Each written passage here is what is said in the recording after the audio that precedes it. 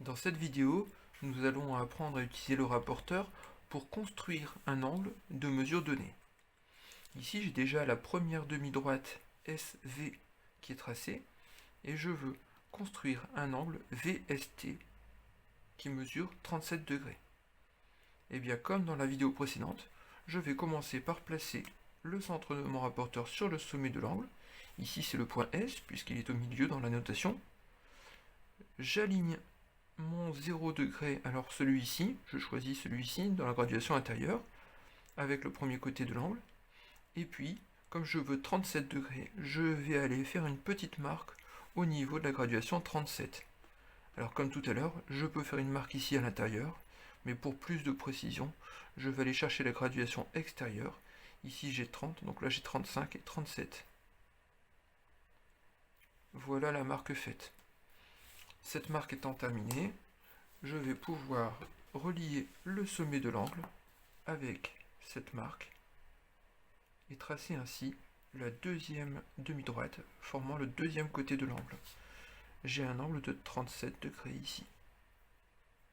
Il ne me reste plus qu'à placer le pointé et mon travail est terminé. Je peux vérifier mon travail en reposant mon rapporteur comme ceci ou en choisissant l'autre graduation comme ceci. J'obtiens bien mes 37 degrés. Si je veux tracer un angle ONL de 155 degrés, eh bien, je place mon rapporteur, je choisis de faire l'angle vers le haut, ou je choisis de faire l'angle vers le bas. Si je le choisis vers le bas, je prends ici la graduation 0 degré qui est à l'intérieur de mon rapporteur, et je vais donc à l'intérieur de mon rapporteur chercher les 155 degrés. Ici, la graduation 155 est facile à repérer. C'est bien entre 150 et 160.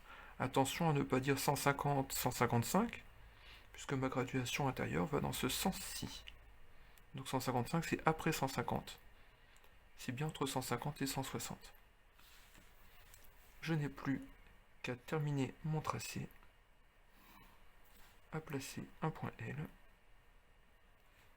et j'ai terminé mon travail. Remarquez qu'on peut vérifier assez facilement si on n'a pas fait de grosses erreurs, puisqu'ici l'angle VST doit mesurer 37 degrés. Je dois donc obtenir un angle aigu. C'est effectivement le cas, mon angle est plus petit qu'un angle droit. Cet angle-ci doit mesurer 155 degrés, plus que 90 degrés, donc ce doit être un angle obtus, plus grand qu'un angle droit. C'est effectivement le cas dans ma figure. Si j'avais demandé cette consigne-là, et que j'avais tracé un angle dans ce style-là, j'étais certain d'avoir faux, et la plupart du temps, quand on a ce genre d'erreur, c'est vraiment une erreur de graduation.